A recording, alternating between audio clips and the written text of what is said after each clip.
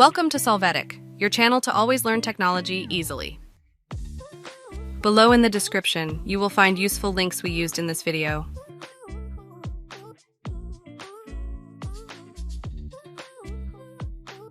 Today in Solvetic, we will see how to combine two cells in Excel. We will start by opening Excel to see the data to combine. After this, in the desired cell, enter the equal sign, then the concatenate function, and select the data from the cells. Remember that if you leave space, you must use quotes with a space. When you press enter, you will see the combined data.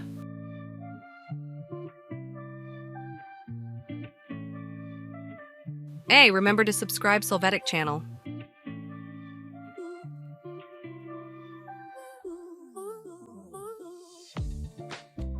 We hope it has been helpful for you. Here are links to watch more videos of your interest and subscribe to the Solvetic channel. Thank you.